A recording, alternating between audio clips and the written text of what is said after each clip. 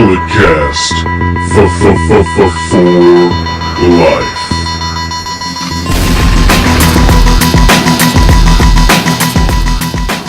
Hello, ladies and gentlemen. Welcome to the Bulletcast, only sports recreational podcast that is simply just too sweet. I'm host Phillip and Brandon, and yes, I am still the podfather. We are not all in attendance. We are about 16 hours removed from Clash of Champions, but I have Brandon on the line. How's it going there, buddy? I'm good. No days off. No days off. Yeah, we're about 16 hours removed from the pay-per-view. Like I said, the podfather had things to do last night. You got what I mean? The hell was that? It was all right. Nothing special, you know. But let's jump right into it. So on the kickoff show, Mojo Rawley defeats Zack Ryder. Do we care? Not really. Hopefully they can get past this feud and have Mojo do something. What the hell was that sound? Yeah, ladies and gentlemen, I am in a hospital and they are playing instruments. I'm sorry for that background noise. All right. All right. So, Mojo Rawley. Mojo, hopefully he can get past this feud and do something else, because I don't think people really care about the breakup of the Hype Bros, and maybe they can do something going on with somebody else, but I don't really know at this point. So for a Royal Rumble spot. With this heel turn, will Mojo find his mojo?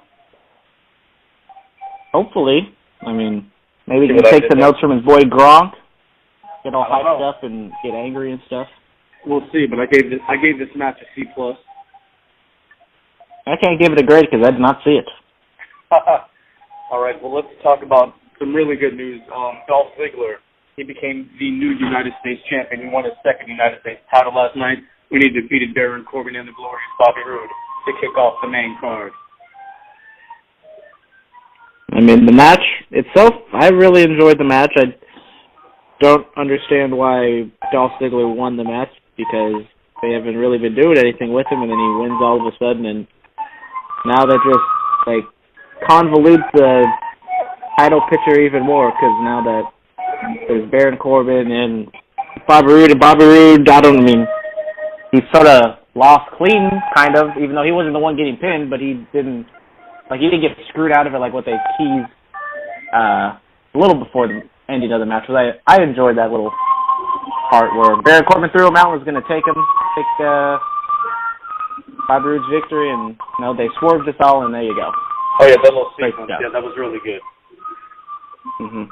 Well, anything can happen in the world of professional wrestling. Congratulations to Dolph. Honestly, the look on his face when he was walking to the back, he was like, finally, I get something, you know?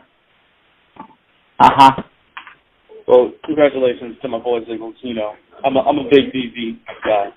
All right, moving on. The Usos retained their SmackDown Tag Team Championships against Rusev Day, New Day, and Gable and Benjamin. I gave this match a B. I also gave Ziggler winning the title a B. But the Usos, this match was awesome. I had high expectations that this probably would be the best match of the show. And it was. Probably, either between this match or the triple threat match. But this match was good. A lot of action all over the place when you got nine bodies in there. There's going to be a lot of flying around, a lot of stuff going on, and I enjoyed it. Usos ended up pulling out in the end, which I agree with. Just hopefully they could actually have a 2-on-2 regular tag team feud instead of having the entire division go up after them. Yeah, the Usos, they kept it in the penitentiary. Congratulations to the boys. They really did tease me. I thought Aiden English and Rusev were going to get the job done. I really did. Well, they didn't. Poor Rusev Day. But Rusev, I don't know how over Aiden English is, but Rusev is definitely over, and I don't know what they're going to do with him. I don't know if he's officially turned yet or not, because I don't think the Usos or Gable and Benjamin have ever officially turned, but push at least Rusev's face and maybe have him do something, or give them the tag title. Give Ruru some love. Ruru needs love. Yes, he does. All right, Charlotte retains the SmackDown Women's title in a match against Natalia that it was a lumberjack match. This was not all that great. I mean, it was kind of. I mean, the whole lumberjack idea is kind of convoluted because you have only one babyface lumberjack with Naomi, and Becky Lynch isn't there because she's filming the movie, and then everybody else around the ring is a heel, and then all the heels like attack Charlotte, but then Naomi doesn't come to her defense, and then when there was the point where Carmella tried to cash in, but then Ruby Riott broke it up for some reason. I don't know, this and another match didn't make a whole lot of sense. Yeah, I don't know. Charlotte the moonsault off the top rope is always awesome. I gave this match a D. This was not all that great. It was a cluster, you know. It's probably expected because they're trying to get over the Riot Squad against everybody else, and I forgot if I predicted this or not, but like there was going to be a schmoz with everybody just attacking everybody because women can't get along. So we all know that. They cannot. According to WWE. That's according to the real world, you know. They just can't. All right, moving on. The Bludgeon Brothers, Harper and Rowan defeat the Fashion Police. I gave this match a D. Not good.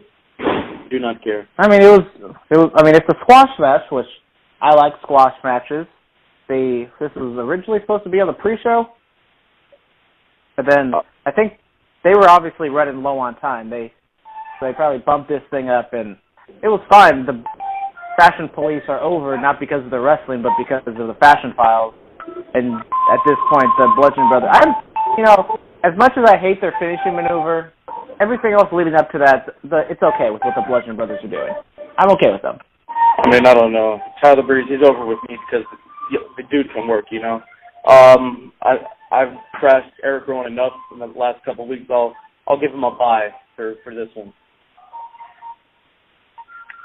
All right, moving on. Yeah, poor Eric Rowan. All right, moving on. Kevin Owens and Sami Zayn defeat Shinsuke Nakamura and Randy Orton. Thoughts, comments, concerns? I mean, this match was a cluster. I don't understand. I mean, the whole thing with Daniel Bryan and Shane McMahon, like drawing the proverbial line down the middle of the ring, saying this is my side, this is your side, and then they couldn't really get everything under control, even though like they had the little promo before the show or during the show that they were going to talk in private and talk about how everything was going to happen. But then they go in and like the first 90 seconds there's a pinfall and they're both counting at the same time, and it was all over the place. And then with Daniel Bryan accidentally bumping into Shane McMahon when Kevin Owens pushed him and Shane's berating him, all Daniel had to say was like, "Hey, Kevin pushed me. Quit yelling at me," but no, he just stood there like a sad little puppy dog and took it from the McMahon because that's what you're supposed to do. Yeah, I kind of was hoping that Shane and Daniel would get a little bit more physical, but obviously that can't happen because of Daniel's condition. But yeah, I mean there were some good spots. You know, we got a table spot, got an RKO here and there.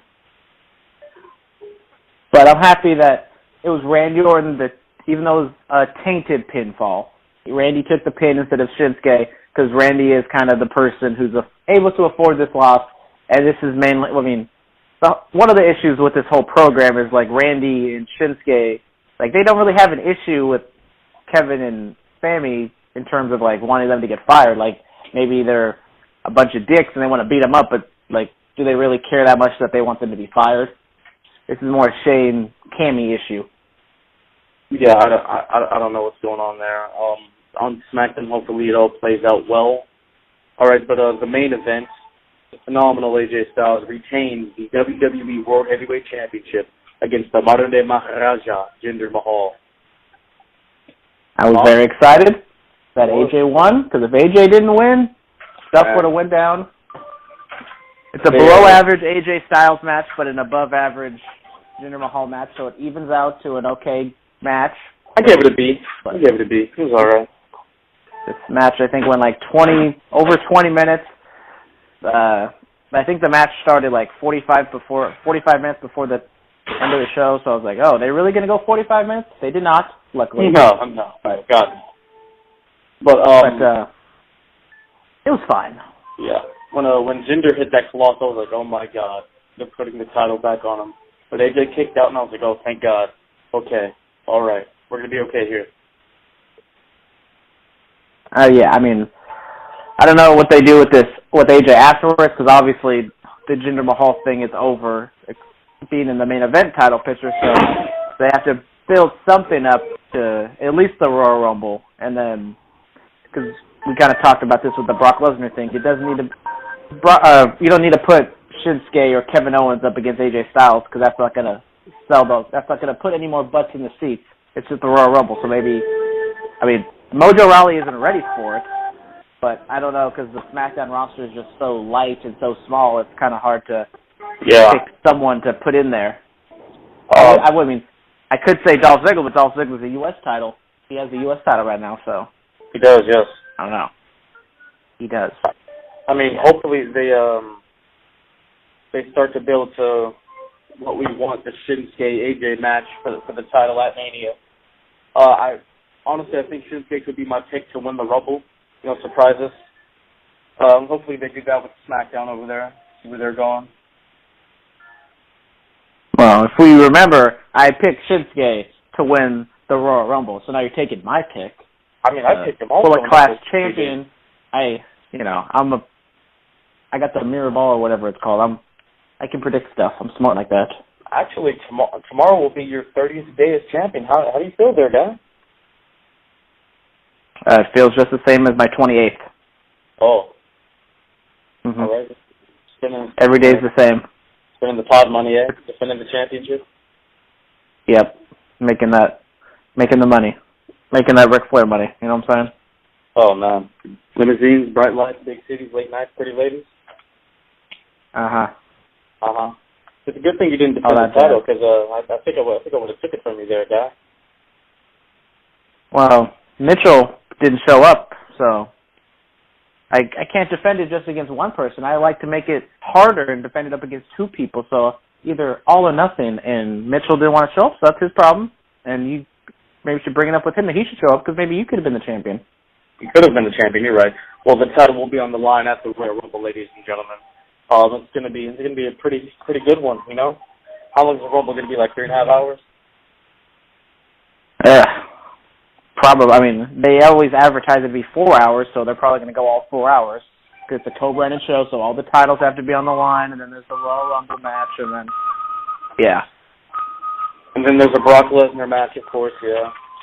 Well, Brock's champion, so yeah. I mean, Brock will be on Raw later tonight, actually, so that's going to be interesting to see. It will be interesting to see. I wonder who Roman's going to defend the title against tonight. He claims he's a fighting champion, you know. The big dog's got to hold on to the big white strap. Mm-hmm. And then they're going to promote the big old Christmas episode that's coming up next week. I assume John Cena wrestles Roman for the title next week on Christmas Day.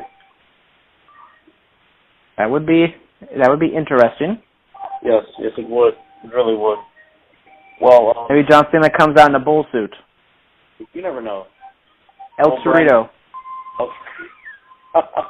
Could be the gobbledygook. Oh, no, it's not Thanksgiving. Never mind. John Cena could be Santa Claus. Who knows? Somebody call up Mick Foley. Tell him to come back. Be Santa Claus again.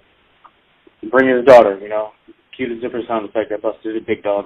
All right, ladies and gentlemen, I have got to get out of this hospital. I've got to go do other things. I have to go coach some wrestling practice later on today in about a couple hours. Brandon, it's nice seeing you. Or hearing from you. I'll see you later on this week for the regular episode. Yes, you will. All right, bring that championship. I want to look at it. You know. Maybe. See what happens. I'm trying to think about where to put it on my wall or in my room. You know, when I run the table at the Rumble. All right, ladies and gentlemen, thank you for listening to the Bulletcast. There is only one way to end this episode. Brandon, hit us with it. Goodbye and good night, everybody. Bang. All right, I'll see you later, buddy. Toodles.